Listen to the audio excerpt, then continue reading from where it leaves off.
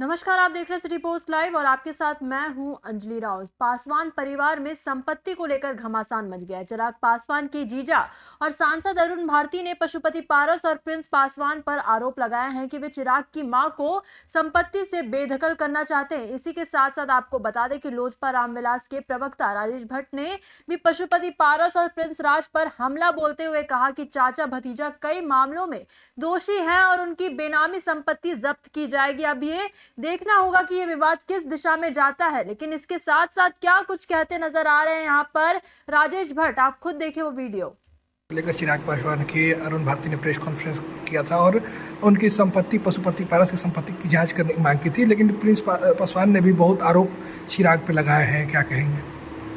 देखिए, ये विवाद गहराता जा रहा है और विवाद की शुरुआत पशुपति कुमार पारस जी से शुरुआत हुई है। यह स्पष्ट रूप से दिख रहा है कि घर में ताले लगाने की जो कार्रवाई हुई उनके निर्देश पर हुई और पशुपति कुमार पारस जी की पत्नी और स्वर्गीय रामचंद्र पासवान जी की धर्मपत्नी मतलब सांसद प्रिंस राज जी की माता जी, ये दोनों लोग घर में शहर बनने गए, जबकि वहाँ ये लोग रहते भी नहीं हैं और अलग इन्होंने खुद मकान बना लिया है। बावजूद ये उस घर में ताला लगाने का क्या कोई औचित्य है? ये देखिए, प्रधानाध्यापिका हैं, ये कहीं अन्यत्र रहती हैं और प्रधानाध्यापिका के दौरान इन लोगों ने घर में रजिस्टर मंगा कर सिर्फ सिग्नेचर कर बिहार सरकार का वेतन का जो है बंटाधार किया है। इस बात की जांच होनी चाहिए या नहीं? मैं आप ही से सवाल करता हूं, जांच होनी चाहिए या नहीं? अवश्य होनी चाहिए। तो इनके मोबाइल लोकेशन को देखा जाए कि उस समय ये लोग कहां थी।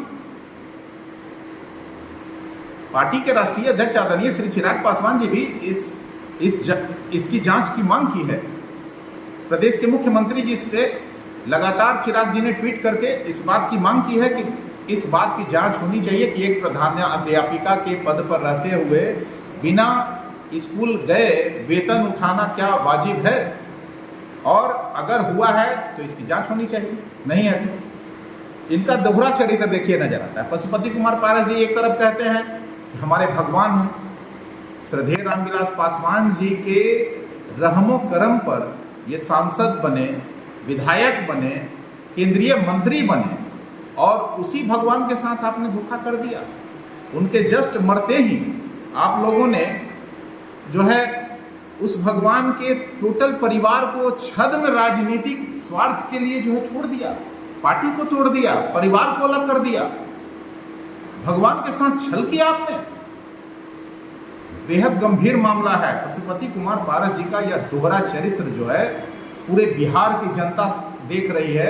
पशुपति कुमार पारस जी इतने लंबे अवधि तक विधायक रहे, मंत्री रहे, केंद्रीय मंत्री भी बने, बिहार सरकार में मंत्री रहे, कई नामी बेनामी संपत्ति उनके यहाँ है, बंटवारा करने की बात कर रहे हैं। क्या बताएंगे कि बेनामी संपत्ति उनकी कहाँ कहाँ है? उनके तमाम बेनामी संपत्तियों की जांच होनी चाहिए। मैं पार्टी की ओर से मांग करता हूं कि पशुपति कुमार पारस जी, आप अपने बेनामी और नामी संपत्तियों की घोषणा करें, नहीं तो सरकार से मांग की जाएगी कि जांच हो, आपकी तमाम बेनामी संपत्तियों की जांच हो कि कहां कहां, पटना में, दिल्ली में, खगड़िया में, शहरबनी में, कहां कहां आपने जो है काला धन और गलत तरीके से आपने धनार्जन किया है। नहीं रखते हैं। अरे भाई, वो पुराने ख्यालात की महिला हैं। पुराने जमाने में हमारी भी दादी, हमारी भी माता जी गांव में रहना पसंद करती थी। गांव में अभी भी प्राकृतिक वातावरण है और जो पुराने ख्यालात के लोग हैं वो गांव सहज महसूस करते हैं, तो वो गांव में रहती हैं। तो इसका मतलब क्या है कि भरण पोषण नहीं दिया जाता है? ये उन लोगों ने इल्जाम लगा रहे हैं। ये बात समझ रहे हैं कि चिराग जी प्रतिदिन शाम को उनसे बात करते हैं, उनका स्वास्थ्य हाल जानते हैं, उनके तमाम जो जरूरत की चीजें हैं वहां मुहैया कराते हैं और लगातार संपर्क में रहते हैं। भाई, चिराग जी की मां है तो चिराग जी ही चिंता करेंगे ना। पशुपति कुमार पारस जी को चिंता करने की उनकी जरूरत नहीं है, और चिंता ही है तो सिर्फ ताला ना लगाएं। अगर चिंता होती तो ताला आप नहीं लगाए होते पशुपति कुमार पारस जी।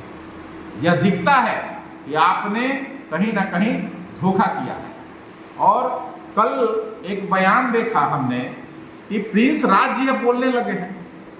बड़ा हैरत होती है, बड़ा प्रिंस राज जी बोलने लगे हैं।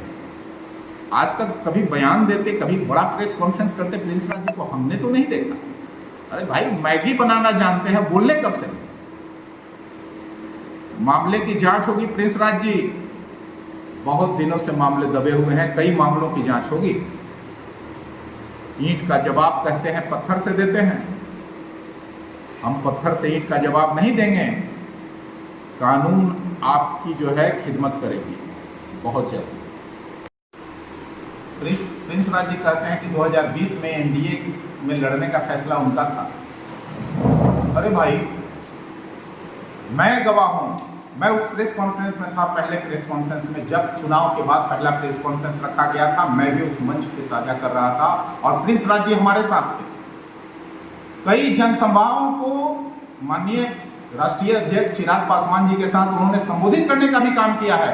टिकारी की जनसभा उन्हें याद करा रहा हूं, लखीसराय की जनसभा याद करा रहा हूं, सूर्यगढ़ा की जनसभा याद करा रहा हूं। जब मतभेद था, जब आपका विरोध था, तो आप साथ खड़े क्यों थे? जनसभाओं में कहां पहुंच गए थे? बिना बुलाए गए थे क्या, या पकड़ के कोई ले गया था? ये सब इल्जाम लगाना छोड़िए प्रिंस राज जी, आपकी पुरानी आदत रही है।